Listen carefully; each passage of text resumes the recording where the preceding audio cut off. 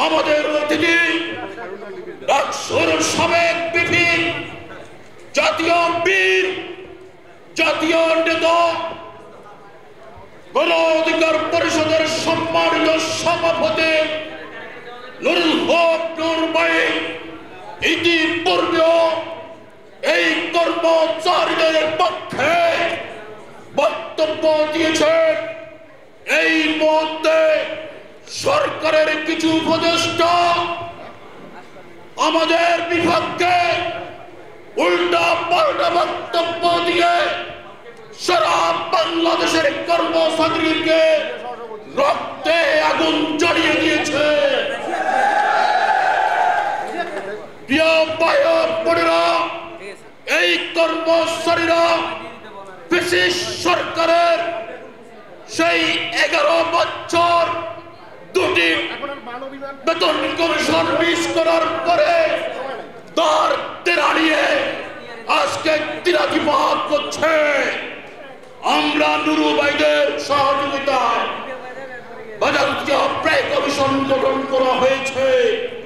এই pray commission আমাদেরকে অনুরোধ করবো, আমরা অন্তর্বর্তী সরকার নির্বাচন তফসিল ঘোষণার পূর্বে যদি আমাদের বেতন কমিশনের আদেশ জারি না করা হয়, সারা বাংলাদেশে শিক্ষক কর্মচারী 22 লক্ষ লোক নির্বাচনের দায়িত্ব থেকে বিরত থাকবে।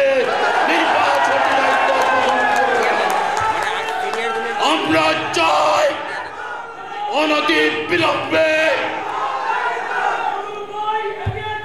আমরা চাই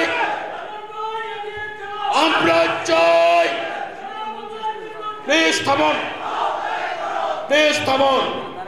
আমরা চাই আগামী সপ্তাহের মধ্যে পে কমিশনের রিপোর্ট পেশ করবে। কর্মচারী সমিতির দাবির আলোকে এবং নভেম্বরের শেষ সপ্তাহে আমাদের এই বেতন কমিশনের সরকারি জিও আকারে জারি করা হবে, বেতন প্রতিষ্ঠা করবে। তবে আমরা নির্বাচনের সাথে 22 লক্ষ শিক্ষক কর্মচারী সম্পৃক্ত হবে, অন্যথায় এই কর্মচারীরা নির্বাচনী দায়িত্ব থেকে বিরত থাকবে। আর যদি তাই না হয়, আমরা অর্থ উপদেষ্টার পদত্যাগ দাবি করছি। এই কর্মচারীদের সাথে শিক্ষকদের সাথে যারা টালবাহানা করবে, ওই সমস্ত উপদেষ্টাদের আমরা তাদের পদত্যাগ দাবি করছি। অবিলম্বে বেতনের আদেশ জারি করে আমাদেরকে নিশ্চিত করুন জুলাই বিপ্লবের পর্বে বাংলাদেশের রাষ্ট্র ব্যবস্থা সঠিক ধারায় এসেছে। আমরা আমাদের জাতীয় নেতাদের নেতৃত্বে সঠিক নির্বাচনের মাধ্যমে গণতান্ত্রিক ধারায় ফিরে আসবো, এই আহ্বান করে সবাইকে ধন্যবাদ জানিয়ে আমার বক্তব্য শেষ করছি। আসসালামু আলাইকুম ওয়া রাহমাতুল্লাহ।